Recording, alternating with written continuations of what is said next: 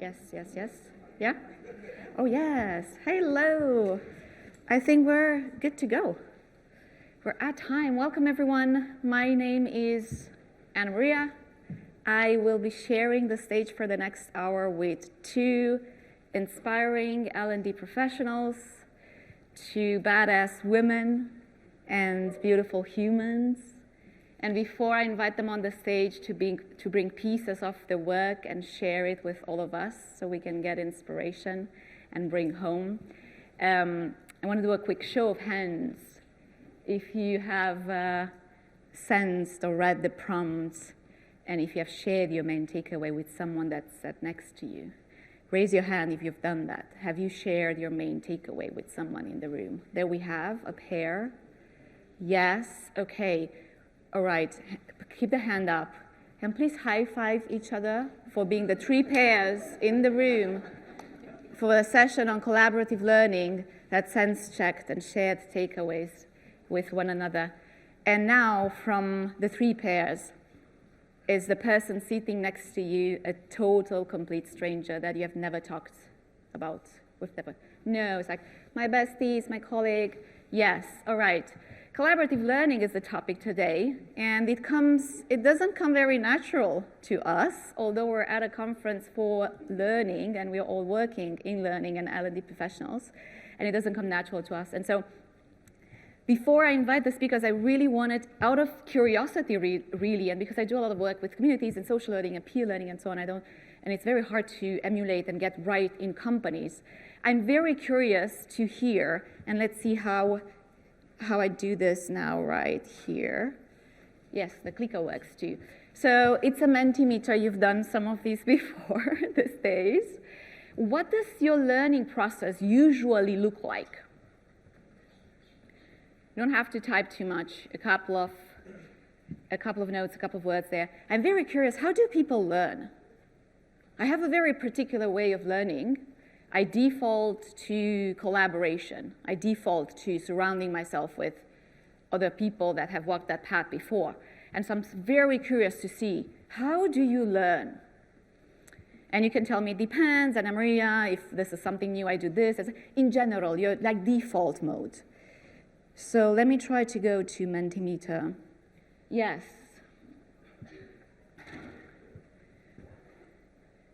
Not as collaborative as I would like. Workshops, e-learning, social learning, reading, asking, doing, podcasts, mandatory training, woohoo! On-the-job networking conversation. There's a lot about networking conversations, social learning. There's a lot of, this is how we learn. And yet we're at a learning conference, sitting with peers, people that are doing probably wonderful work, and we have this opportunity to tap into their brains, and we rarely do that. And so this past few days, I've been thinking a lot about the experience that we're in, and how do we reflect and digest, and what are we actually taking away, and how do we sense check with colleagues. And I'm very happy to have two wonderful speakers with us, bringing two very concrete and practical ways in which they took social learning and applied it in a very real. Sometimes I'm thinking, sometimes it has to be really basic for people to jump on board. So it's not rocket science, but we still have a hard time to do that within companies. And so I will invite them on the stage, and I really want to invite you to keep on using the Mentimeter. And the next questions that I'm going to leave on your phones while we go back to the presentation is, as you listen to Kinga and to Lynn talk about your projects and the lessons learned, put that lens on to try to identify what are the ingredients for collaborative learning, what makes good collaborative learning, right? And let's take that away after the sessions with us. And so with no further ado, thank you very much for joining us today. I want to invite Lynn on the stage with your applause. Well done. Thank you so much. Thank you, everyone. Thank you very much, Anna Maria. Before I tell you the story of collaborative learning at Virgin Money, I want to share some insights into our colleagues as learners. Our colleagues are a curious bunch. They are really ambitious, they are really keen to develop skills that go beyond their everyday role. However, that focused learning time isn't always prioritised. It's not always planned in, and even if it is planned in, it is the first thing to go. Learning, as we know, competes with so many different activities every day, and it is the first thing to go. So, show of hands if this could be your organisation. Okay, quite a few of us, all right. Collaborative learning isn't just about our natural curiosity or our willingness or desire to connect or share with other people. It's also around the opportunity, especially in a world where we work remotely. Creating those rituals for collaborative learning is really important. So to tell you a bit about the story of collaborative learning at Virgin Money, I'm going to take you back to early 2020, just before the global pandemic, when we were in the midst of the integration between Clydesdale and Yorkshire Banking Group and Virgin Money. And working with our senior leaders and doing research, we identified capabilities that we believed would be important to the future of Virgin Money. Capabilities that we believed were important to the future of work, irrespective of the role that you had. The challenge that we faced was actually taking these really big topics and sharing them across 8,000 colleagues. How do we make this relevant to 1,300 different teams? We knew about their preferences, we knew about their challenges, and we also knew that they were in the midst of their own part of the integration programme, that actually this was probably not going to feature very high in their priorities because of their other workloads. And it was very clear to us at that time that the world at Virgin Money was changing. We were changing how we did business, we were changing how we innovated, we were changing how we connected to customers and looked after our colleagues. So why couldn't the way that we learn change too? And with that question in mind, and also with inspiration from our store networks and a programme that was running there, we introduced Learning in a Life More Virgin. Learning in a Life More Virgin is a development programme where colleagues learn, explore and experiment through the power of conversation. Now this did take our colleagues a bit of time to get their heads round, so what I'm going to do is I'm going to take you through the approach and then I'll share a real example with you. So what the learning and development team do with research and subject matter experts in the business, we actually distill these topics into 20-minute conversations, a series of conversations. And we give those conversations to the teams to run. Now, we keep it to the teams that work together because it's then easier for them to connect to that topic, to connect to that conversation, and make it relevant to their world. And it's peer-led because we know from research that colleagues are more than likely to engage in change, be open to change when it comes from a trusted peer, not when it comes from the management down. So as these teams explore these topics, they look at opportunities to improve what they do. So that's really very much about the world that they operate in. And every conversation has a call to action at the end of it. So we challenge them to take those opportunities that they've identified and go with it, make improvements to what they do or how they approach different things. Now, we know from our insights that colleagues can be quite nervous about change, especially at that time. And it turns out that when in financial services you start talking about running experiments, you make your entire risk management function very nervous about change too. But this programme is about little and often learning, small drops of learning and that rhythm, that ritual. But it is then about that rapid application. It puts teams in control of change, it gives them the autonomy, and it makes them feel that they're making a difference, that it's not just about the big transformation programmes. So let me put a spotlight on the setup and the teams for a moment. And as I said, this is team-based learning, so we give the conversations to the teams, and a member of that team, the team host as we call them, and I'll talk about these fabulous people in a moment, they run the conversations, they facilitate the conversations. We keep our people leaders out of that conversation, so they're our line managers, that's what we call our line managers. And the reason that we keep them out of the conversation is that so that our team members don't sit back and wait for the people leader to come up with all of the solutions or tell them what experiments that they should be running. And also it prevents the more over-ambitious people leaders from controlling the conversation, from putting their points of view across. Now, as you can imagine, when we started to run this programme, we were looking for hosts in every team. So we went out to our people leaders and we gave them an idea of what we believed were the capabilities that we were looking for, the traits in our hosts. We told them what the programme was, but we were also really clear what the role of the host wasn't there to do. This is not about training. And we provided our hosts with development to help them understand, first of all, what the programme was about, why we were doing it, what it would feel like. We actually ran some of the conversations with them so that they could experience it in the same way that their team would. And we also gave them the tools and told them to go away and come back in a couple of weeks' time, just play about with them. And then in the second part, we got to the really practical stuff. What are you worried about? What are you thinking about? What support do you need from us or your own people leader? What skills do you need to bring to the forefront? And that was really the start of the collaboration between that host community as well. That was the start of them connecting and supporting one another too. So let me bring this to life with a quick example for you.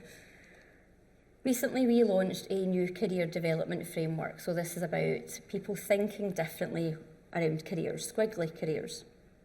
So working with subject matter experts in our business, various teams across HR, and looking at external research, the learning team wrote basically 3 conversations, 3 20-minute conversations. And although we write those conversations, we actually only script about 4 minutes of them. The rest of the conversation comes from the team. They make it relevant, they explore the topic. Every conversation has the same flow. So we start with a hook. Why should the teams be interested in this? Why are they paying attention to it? And then we begin to explore the topic a bit more. We make it more interesting. So there's normally a 90-second video, some interesting stats, maybe an interesting story. And normally that's about world outside Virgin Money. And then we get into the detail. They begin to really get into the depth of, well, how is this relevant to us? What can we do differently as a result of this? And we really provoke that conversation through lots of small activities, open questions, as you can imagine. And as I said, every conversation finishes with a call to action. That call to action, that experiment, must be within the gift of every team member to run. There's no point creating an experiment that requires 300 hours of IT resource, because we all know that that's never going to happen in the space of a week. Now, the rhythm of these conversations is really important. And as I said earlier, it's about that ritual, that habit, that opportunity. So let me just talk you through the rhythm of these 3 conversations. Week 1, the host runs the first 20-minute conversation.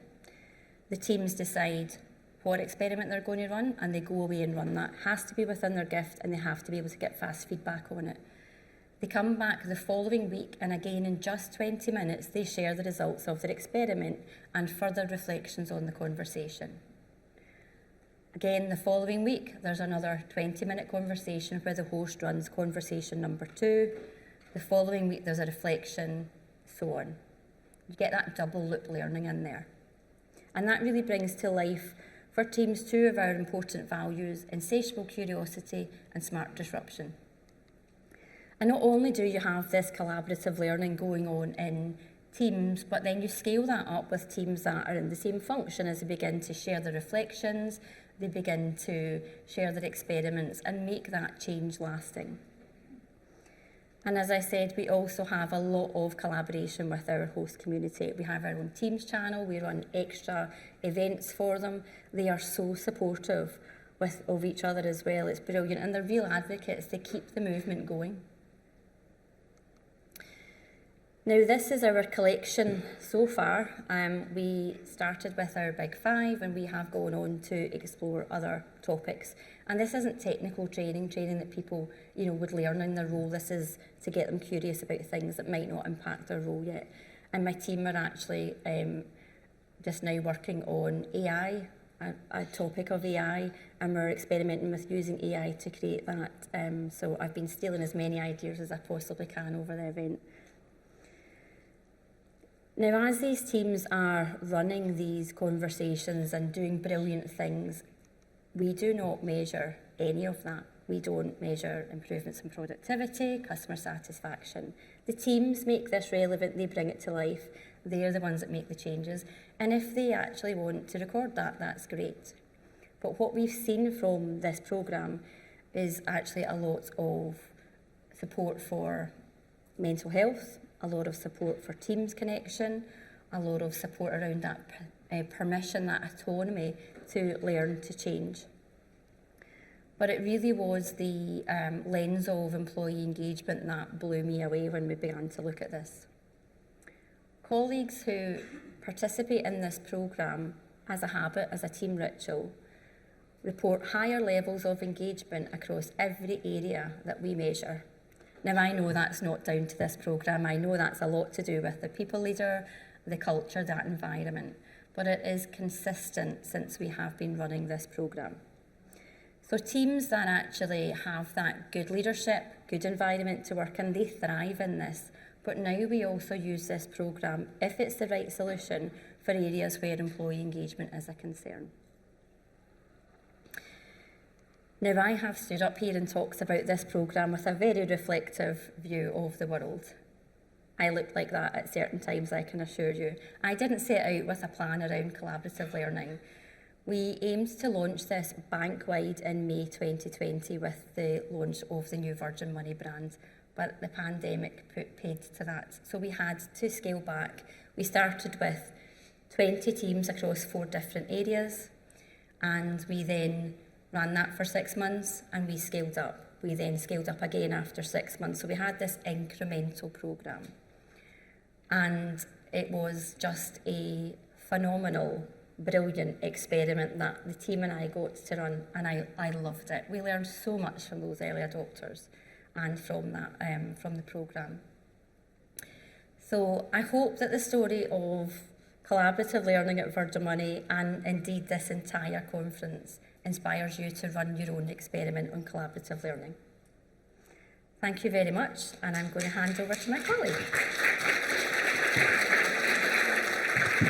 Thank you so much, Lynn. I encourage you to, we're going to have time for questions. We're going to just get the slides out of the way really fast, get us anchored in some examples, and then we'll have some time for questions and conversations.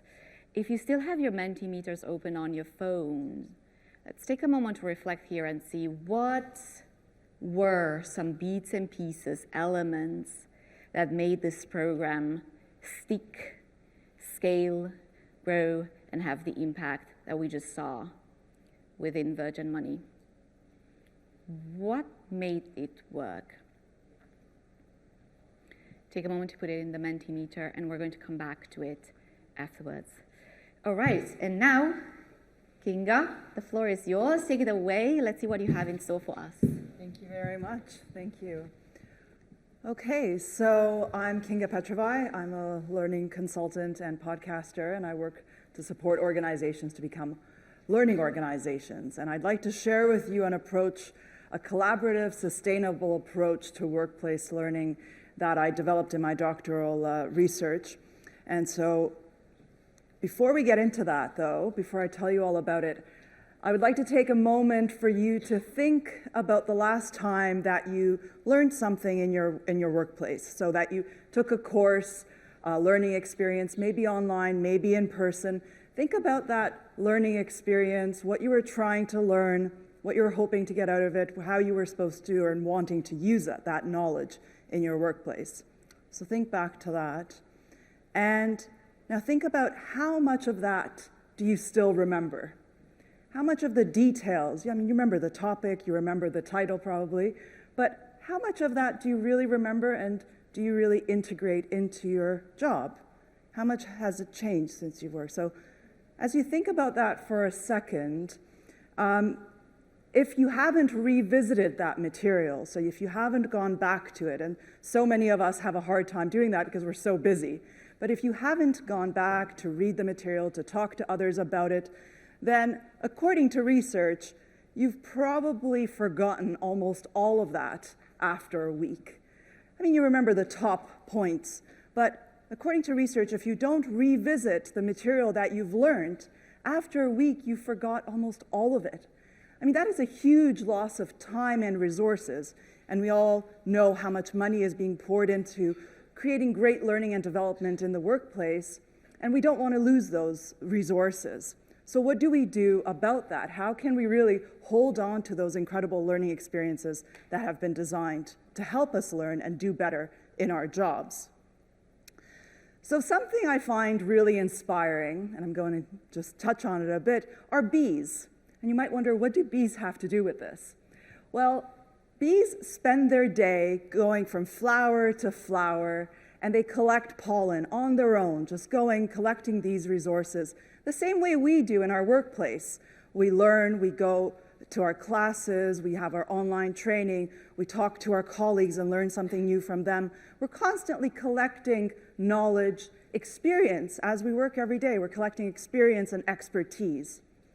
But what bees do is at the end of the day, they come back to their beehive, something that we don't always have time for, to come together and talk about our learning. But they go back to the beehive and they collect all of their individual resources.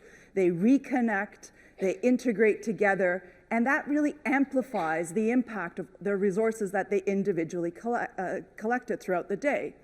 So learning, then connecting, integrating, really amplifies the impact of all of our efforts and everything that we do. And so with that in mind, that is something that I really wanted to have when I was doing my doctoral research, because I was working with professionals who were integrating a new technology into their professional practice. And a year after having done that, they were really maybe not using it quite the way that it was intended for. They weren't using it as often. Some of them were getting a little bit discouraged. And this is what I was trying to create a framework for them to amplify and really learn better together. And in that regard, with that in mind, is when I developed the Learning Hive. And the Learning Hive is a way of collaborating, a way of going into your different learning experiences, doing all the courses, all the things that you already have in an organization, but then coming together to amplify the impact of that. So it is not a replacement, it is really like a golden thread that connects together all the other wonderful resources that already exist in your organization, and make sure that we don't lose all that knowledge a week after. So what exactly is the Learning Hive? It's a group of individuals who want to learn or need to learn the same thing. So maybe it's a new technology, maybe it's a new AI tool that was implemented.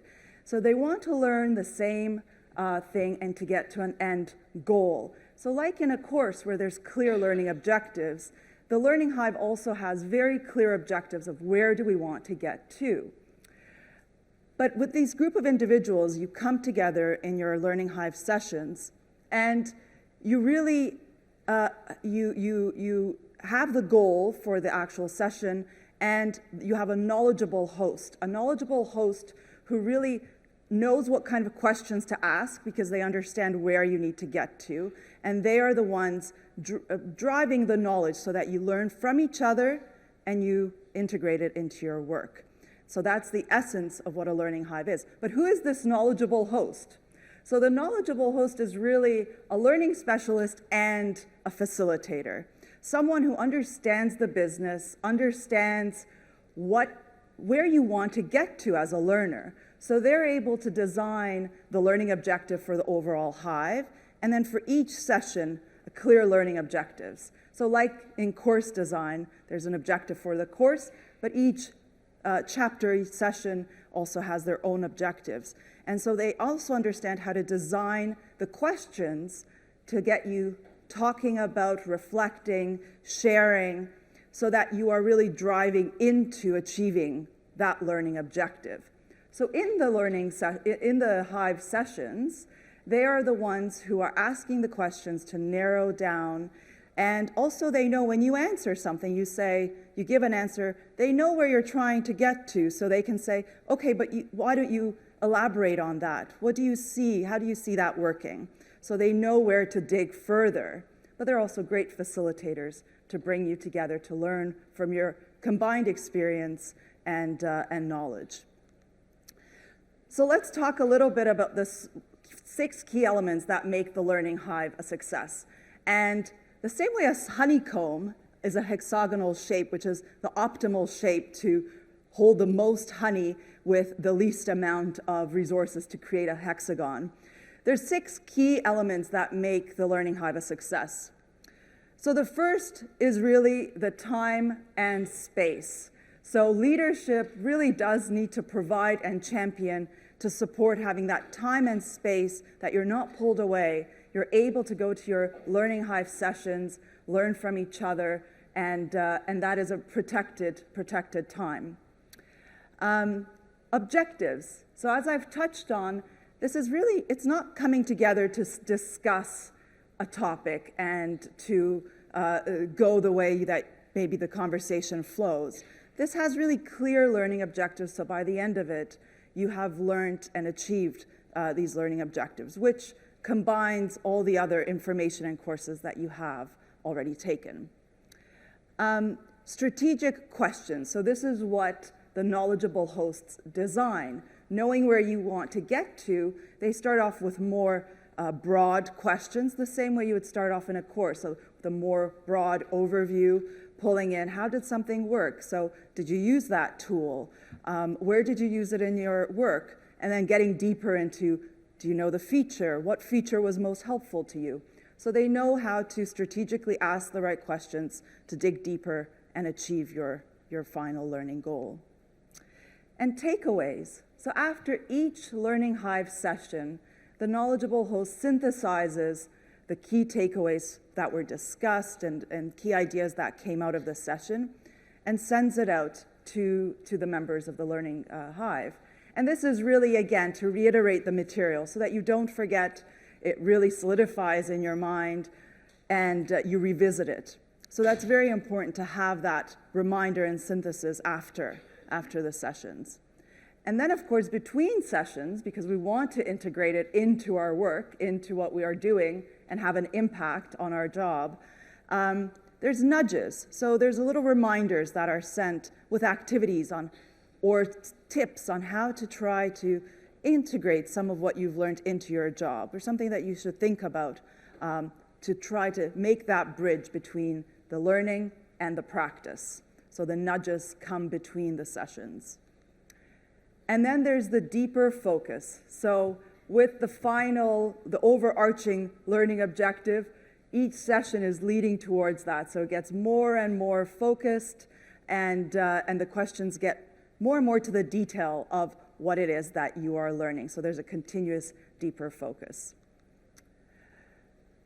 So these are the 6 key elements that make it a success. But of course, there's some tips that I'd like to share on how to really integrate this into your own organization. And one of the tips is really to treat it, the knowledgeable host. The word host is purposefully, I used it because you want to do this like as if it were your own dinner party, in a sense. You want to make people feel welcomed. You want to make them feel safe and heard, and really be that welcoming voice. It's not a cold environment, because people are sharing what worked well, what didn't work well, where they're having trouble integrating something. So you want to make it very comfortable. You want to get to know who these individuals are, have a little bit of chit-chat, know where they're coming from, their experiences. And also not to feel that everyone should be there, should be included. So there's a lot of discussion in organizations about, do we make this course mandatory? And then the question comes, well, if it's mandatory, do we have a way of really enforcing, which is often not possible. But you don't have to make this mandatory at all. You invite the people who want to be there, and you also encourage for there to be overflow. And even naturally, there's overflow. People are quite excited when they're in these sessions. They learn from each other. They make plans. When I was creating these in my research, they made plans right away to meet after work and show each other something that they were talking about. So it flows over. So you don't need to force people to be there who don't want to be there, or to worry that not everyone is there. So these are some of the ways to really integrate this approach into your organization. So what is the impact? Well, when I was doing this research, the groups that I was working with, I was really quite taken aback and surprised. The impact was incredible. So as I said, some people had stopped using this technology and were quite hesitant about it. They came out of courses and learning. They tried to use the technology with all their best intentions. You have a few little hiccups. You don't necessarily have who to ask. Nobody really discusses it again. You think that your colleagues are doing so much better than you are, and things get sort of not quite as impactful as they can be.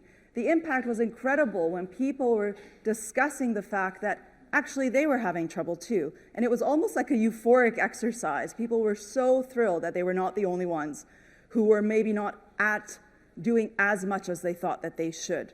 They were so thrilled to hear from others and hear their tips on how to use this new knowledge in their context, because every organization, every type of work has their own specific context and nuances. So the impact was incredible. People started using the technology a lot more. They felt more confident in doing so. There was also a very strong bond between those team members. And bond is something, and creating a bond and being able to collaborate and work together, especially when we're working remotely, it's such an important way of being able to work well and be creative and work together, is to have those strong community bonds. And this really, really enabled that. And in fact, with remote work, this is a really, really good way of using the time when you are in the office together, really using it in a maximum way, setting aside some time maybe every quarter, maybe every month, where you can come together and truly make use of the time that you have face to face. So the impact was really incredible, and it just kept going, which is a wonderful thing, that it did go past the time when we were working together. So that is a small glimpse at what the Learning Hive is, and I hope you will take away some of the ideas and try it in your own organization. And if you do, I would really welcome your thoughts on what that experience was like and what you thought about it, what worked well, what could have been better. Please get in touch. So thank you.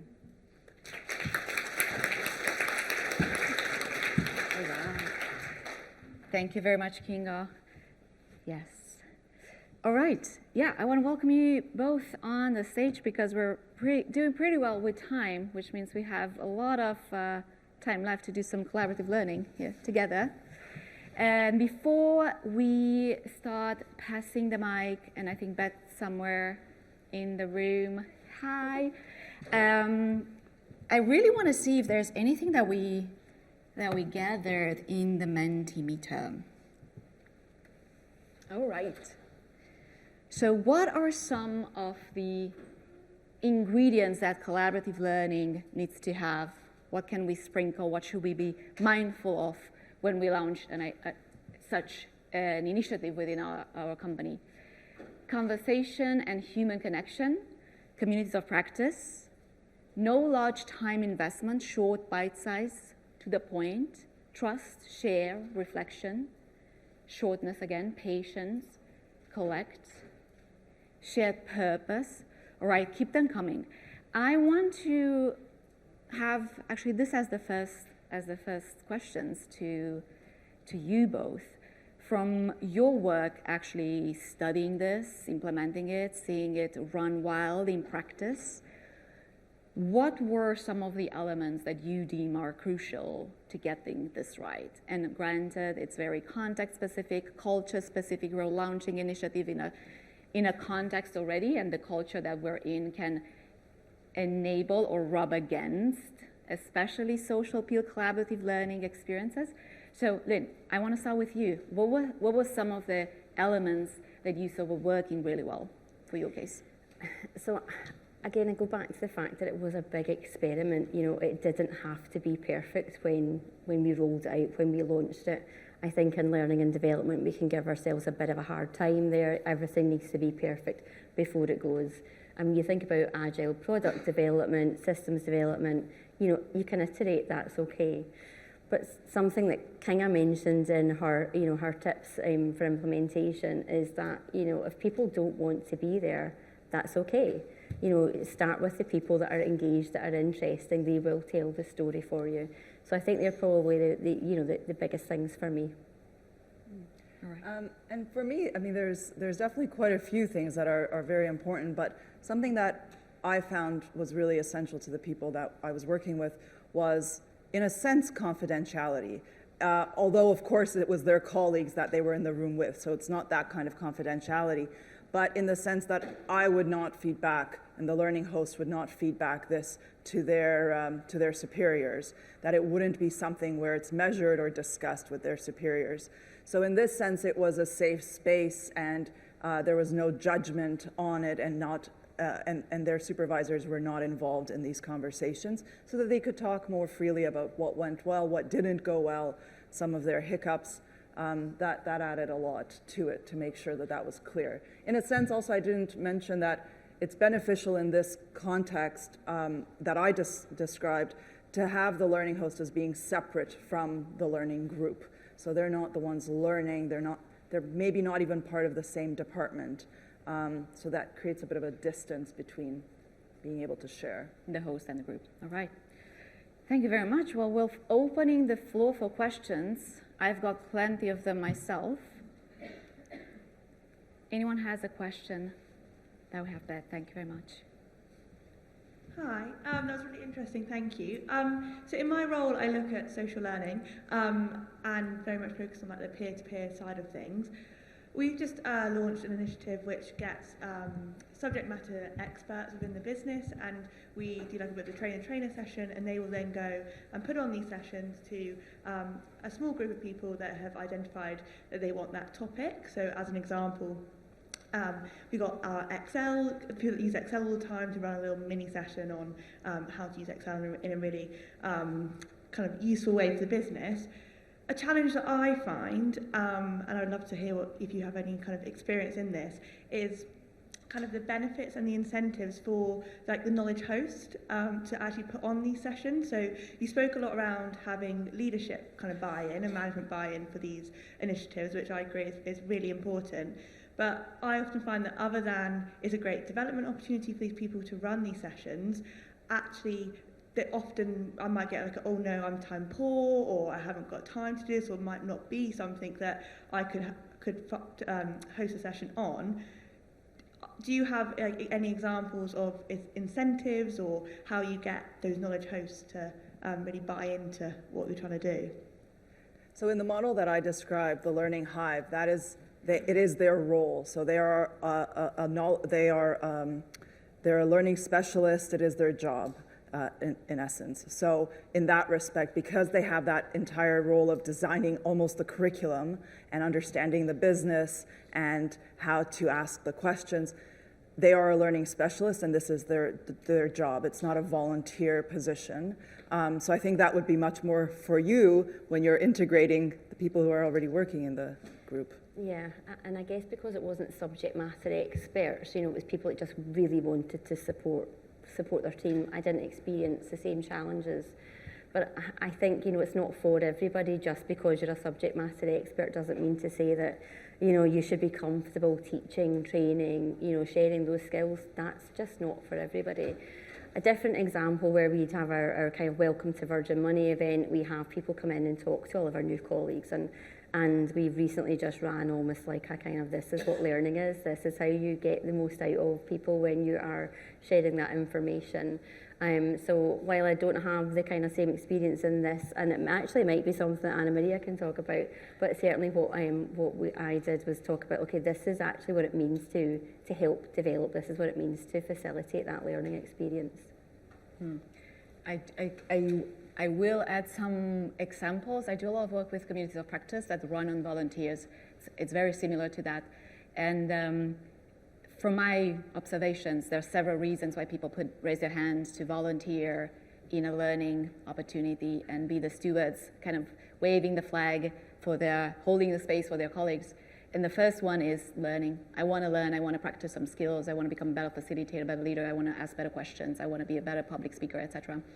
But there's also this piece around, I am ready to give back. I feel that I'm already in a higher role, probably I've gathered experience, and now I am holding that space for colleagues and someone more junior, and this is my way to give back to my colleagues or my industries, etc.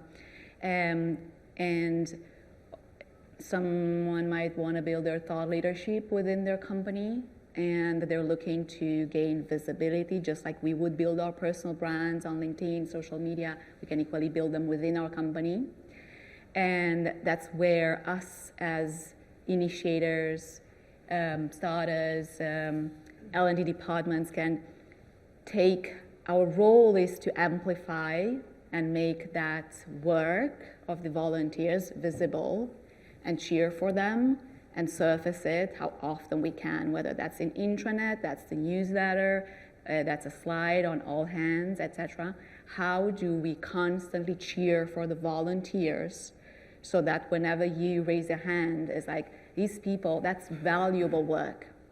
I put in time and effort, but I take something back because I've been seeing I'm adding something, I'm contributing. That's a powerful motivator for us humans to contribute to our colleagues, right?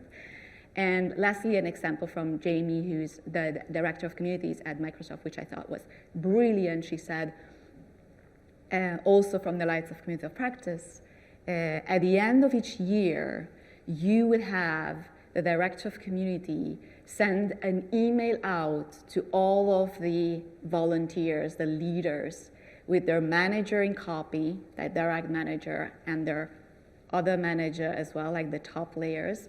And it's a personalized email to thank them for their contribution and their work to spreading learning and creating spaces for learning and share and exchange within the company. And it's integrated into the performance report. That thing gets captured, cheered for, it's added into the however you're kind of doing the form of feedback, performance, and so on. So I thought that's brilliant. When you get that email with your manager and your top of your manager, it's like, you've done a great job. I'd like to get that email, to be honest. So yeah.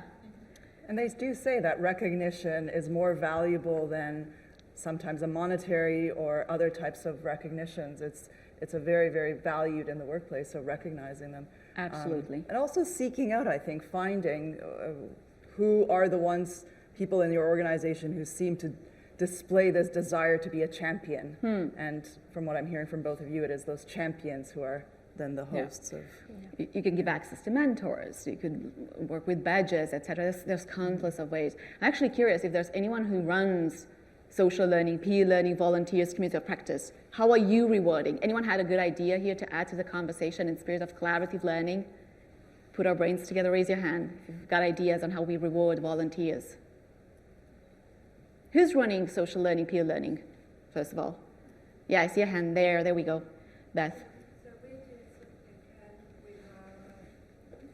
The mic's coming your way. Yes. So we're doing something with our practice light. So I work in a building society, and I'm responsible for learning skills, capabilities, engagement across our technology team. And we're doing a lot around our practice managers and how they inspire their teams. And we've started these monthly sessions bi-monthly sessions that are called Lead and Inspire. And we have topics that we pull on. They vote for the topics they want to get involved in and they want to learn more about. And then if they voted for them, they're the ones that we pull together to then help and design the next session. So that design of it is, right, you said you wanted to learn about this topic. What does that look like? What do you want to learn? And then get them to go out and find out about it, get speakers, and do it that way. And we've had lots of things where we've failed with this community, and this seems to be really working. We're getting lots of engagement with it, really positive feedback, but it's something that they're owning now and they're shaping. So it's really working. It's the make it your own. It's agency, right? You've got the power to create it, right? Yeah. Thank you very much for that contribution. That's really interesting. Further questions, thoughts? Yes, we've got one question there. Beth, you're doing awesome. Woohoo! Sorry, if I mess up a bit, sorry, I was in another session, but I really wanted to come to this session, so I just snuck out of that. Hey, we hope we made your time worthwhile. Tell us. So obviously, if I say something that you may have covered before, obviously apologies. That's okay. But I've got a different stance to the kind of idea of collaborative learning. So I work in a college, so our focus is collaborative learning between students. Obviously, students are people, and obviously trying to get people to work together. I think there wouldn't be too much of a difference between adults and students. So at my college we have multiple campuses, and we have these cross-campus environments that connect up, and those students in both those different campuses, they form one class. So we try to encourage as much collaborative learning as possible. We have 2 interactive sideboards in each room where the students are based, and we connect them up using Miro. Are you familiar with Miro? Yeah. And that kind of acts as our browser of so obviously if you write on one board, for those of you who aren't familiar with Miro, it will pop up on all of the other 3 boards. So you can have a really lovely piece of work, leave it on there, and then students from both campuses into 4 groups, they can all contribute onto that board, and everyone can see what everyone's doing. I was thinking, I know it's a bit off topic in that sense, but would you have any kind of suggestions or things like that? Obviously we're using things like Mentimeter, so I was quite happy to see that when I came in. We use Padlet as well and things like that. Would you have any kind of ideas on how would be best? Because obviously our campuses are about 13 miles apart, so these students are probably it's very unlikely that they'll ever actually meet each other. They'll share a class with these other people for 2 years, but they're very unlikely to ever meet people in person unless they go on a field trip. What would you say is your kind of advice to kind of encourage a bit more of collaboration between the groups and try and get the most out of obviously their learning time? So I know it's probably a bit of a long-winded It's a great question. Let's see how we unpack that. So you mean in an online space? So it's not online. They're in person in classes. So we've got these immersive spaces, and essentially there's a big screen at the front like that. There's 2 of them. One will have the content from a presentation. Then the other side you'll be able to see the other class. And obviously, so what we do is we have the subject specialist on one side. They'll spend half their time with that class in person. And then during the week or in the next lesson, they'll swap and they'll go to the other campus and spend face-to-face time with the students there. So it's it's a hybrid kind of learning style. I love the fact that there's so many different ways of creating community learning and collaborative learning, and all 3 of us do it in very different ways, and you're presenting another way, so it's fantastic, because there are a lot of ways of doing it. Any suggestions on how to make it? I think it's so easy to opt out of things nowadays, isn't it? If you think about the amount of time that you spend on your phone, the amount of time that your attention is everywhere. So my suggestion would be give them something to do, give them a real purpose. When we host these conversations in our teams, we have things called team rhythms, and they're built into every team that they have permission to meet every 20 minutes. But there is a real hook in there. They know the purpose of that. So if it's something that is more optional, definitely think about how can you give them purpose to attend that, and give them something to do if they're just sitting there passively, or you're not really supporting them in a safe environment to contribute, to connect, to collaborate. It's maybe reframing actually what is it that you're getting them to do while they're there, because the option in this day and age to just sit back and opt out is overwhelming. As a learning profession, it's kind of quite difficult. And also, I would say absolutely, and then remove barriers so that it's at a most convenient time. Whatever those barriers might be, that prevents people from just a little bit of friction to get there and to do what they're doing, I think is a good tip. And Yes, I see a hand there where Beth's coming your way. Just to wrap this up, obviously your question is very specific in a very specific environment, etc. My mind goes always when I'm like, oh, this is complex, it depends, etc. That's what my mind knows. You have to go back to the basics. Why do we want these people to collaborate, and what's in it for them? What is the value for them? Because you could look at tools, you could look, is it virtual, is it offline, etc. So we want students to collaborate more. Why is that important? And also, what are they getting out of it? And based on what's value for them, you start the design process from there. So then, what are the tools, the formats, how do I structure that in order to enable the creation of that value? And it's easier, because otherwise you could take a million paths. You could do this or that or that or that, and you will never know what to do and what to pick. So start from why are we doing this, and what is value or success look like? Talk to your user. I don't know if that's super helpful, but we're happy to have a chat afterwards if we can like kind of, put our brains together to help solve that challenge. We had a question there. Yeah, yes. hello. Hi. Again, I'm the same. I jumped sessions, so apologies if this has already been covered, but you mentioned volunteers, and I deal with training volunteers to deliver actually statutory requirements. So there's various challenges with that in terms of accountability and performance management that we can't do because they're volunteers.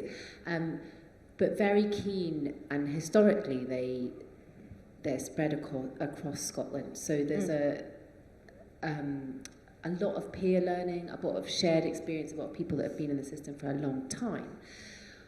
And we want to, as you're saying, reward, encourage volunteers to continue to devote their time to doing this, and it's a huge ask that we ask of them. How do you balance encouraging collaborative, for example, communities of practice, which we implement to an extent? How do you encourage and empower people to collaboratively learn whilst keeping hold of consistency and organisational values and practices? How do you keep the reins on that? Well, I share the experience from Virgin Money. So when we asked for volunteers and we gave, this is like the traits that we're looking for, there were a lot of people that were like, yeah, I want to do training, yeah, pick me. So what we did was we talked a lot about what the role was and actually what the role wasn't. And then we gave them training, but we then began to, as we had early adopters, we began to sit in and say, okay, well, do you need support? We're coming just to test this conversation with you. So we do a lot of testing with them, we do a lot of observations, and as those people are then skilled and more experienced practitioners, we ask them to support the newer hosts in the team. And we align everything to our values. On top of that, we have a performance management system, a performance management framework that encourages feedback. And anybody in our organisation can give anybody else feedback. It's what's one thing that you like, so there's a thumbs up, and then there's a light bulb, what could they do better the next time? So we do look at feedback that our hosts get based on the experiences that they give their colleagues, and we look for themes, and then we provide additional development if that is needed. And everything is aligned to our values. Our values are attached to all feedback. So I guess that's a kind of very corporate answer where we've got the systems and controls. So I'll pass to my peers here to give you maybe an example that's different from my context. So in the sense of the Learning Hive, again, it's not a volunteer position. It's someone that kind of structures, almost like a course, structures this collaboration and this learning. But in terms of buy-in from those who are participating, because as I said, it shouldn't be mandatory. It should be a voluntary experience. It is about adding that value and what's important to them, and a little bit what Anna Maria was saying also, finding out what they need and making it useful, removing barriers, making it useful. So I don't know if that's helpful. Yes? That's kind of the core, I guess, of my question is how do you, I wasn't very clear, apologies, how do you ensure that what's important to them aligns to your organisational objectives while still fostering and empowering collaborative independent learning? How I guess that's what I was wondering. So in my case, in the approach that I presented, it's really about understanding. It's not just what's important to them. It's not simply getting together on a topic. It's really about, we've introduced a new technology, we've introduced a new policy, we want everyone to become better communicators with their team, whatever that might be, that new learning that you send your teams to go have training on, that's what we want them to learn. So the knowledgeable host really does work with the organization to know what the end learning has to be, and then pull everyone along and understand what their needs are, but there is an ultimate goal. So in this case, that's the way. But I think you... Yeah. So if we go back to Lean's example, I think you were picking certain topics, Mm-hmm. right? That were kind of fed into or delivered or picked by L&D. Can you tell us more about how you are picking those priorities? So we worked with our senior leaders to identify those priorities to begin with. We had capabilities that were important to us. We agreed that with them. Since then, it's all been really things that are important. So, for example, we've just done a series of conversations on psychological safety, and that was based on, it is a hot topic. There is a lot of discussions, and there's certainly some trends in Virgin Money and, in terms of mental health across different nations. When we do the research and we begin to design the learning outcomes, our conversations, like I said, although they're 20 minutes, we only script 4 or 5 minutes of them. Each one of them comes with some pre-reading for our hosts, and before we do release a new batch, we provide additional information for the host. So the hosts will come to the event and we talk about why this is important, what we're trying to achieve, if it links to a specific target in the business, if it links to other strategic activities or maybe campaigns, we provide those links. But we have some very clear, this is what we're aiming for, and it's just a couple of sentences. And the topics that we share, I mean, they're massive. It's like you're never going to make that really relevant, but we try and just hone it into, here's the thing we want you to explore, we want you to experiment with. And it is a little bit of knowledge. We are not building subject matter experts, but we do provide a framework for them to operate within. Is that okay? So I think there's this option of kind of you have a possibility to color the container based on OKRs, goals, things we're working on, and you give people a container in which they can play with collaborative learning, right? So then you de-risk that, because you basically tell them you can play in this container and this container is relevant for our business. But sometimes I'm actually against the container. I'm like, okay, let people create their own container.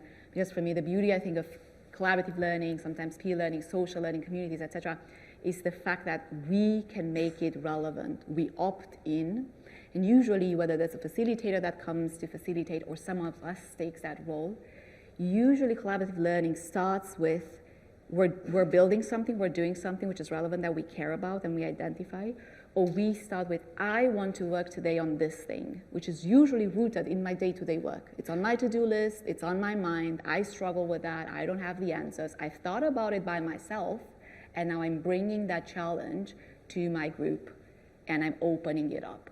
So for me, collaborative learning has this, I feel less stressed or concerned that it doesn't have relevance or linked to work than I am with formal learning that we put out there if we haven't done our research. I'm more concerned with trainings that we're putting out there that are probably not helping, not landing, than I am with the learning that people get to choose and design for themselves, which starts from, I have a real question right now on my sheet of paper. I don't know if this answered the question. I hope it does. And I think we've got maybe time for 1 or 2 other questions before we've got one in the front.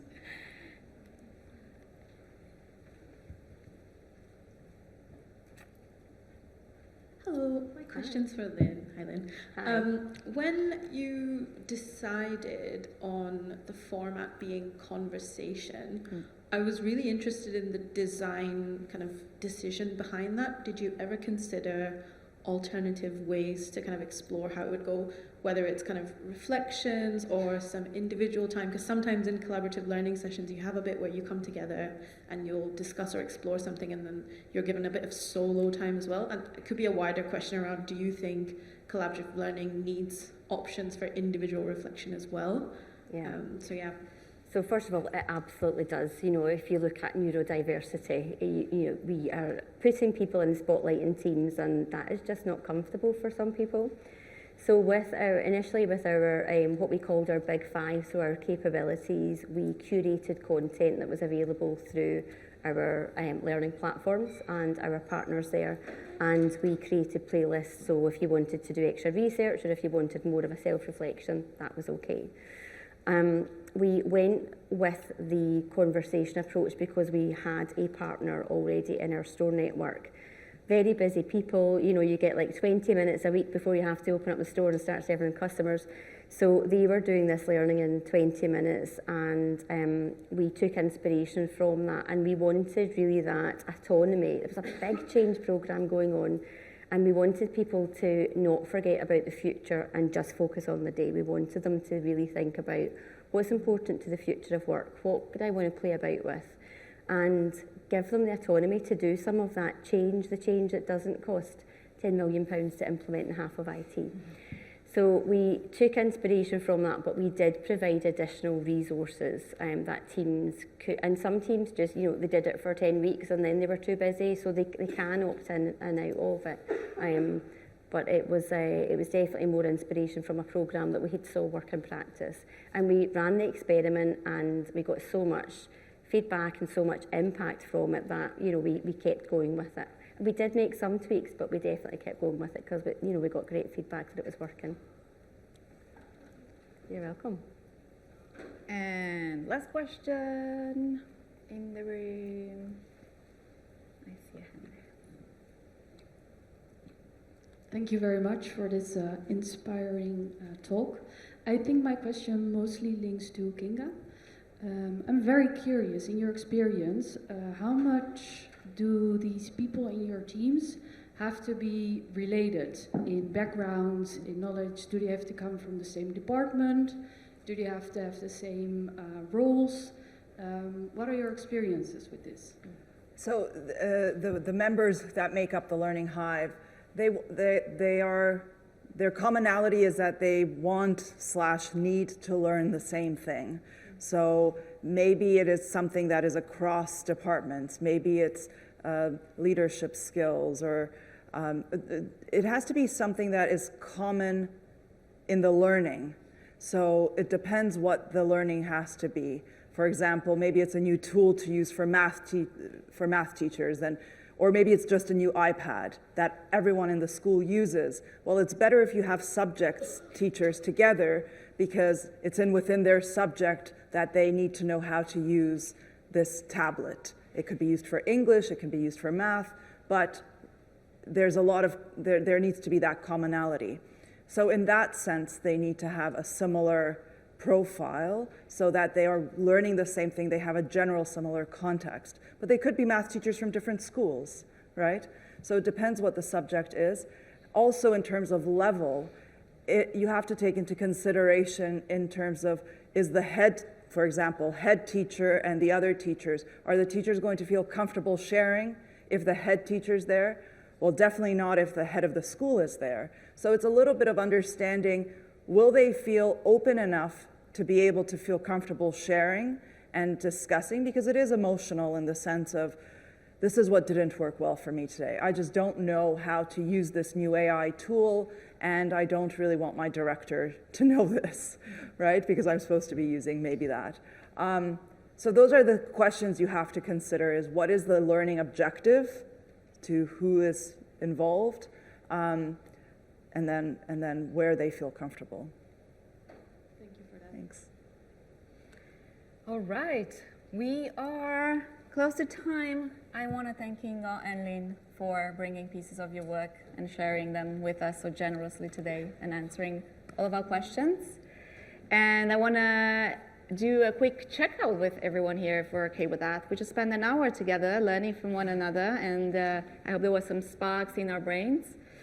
And it's a quick one.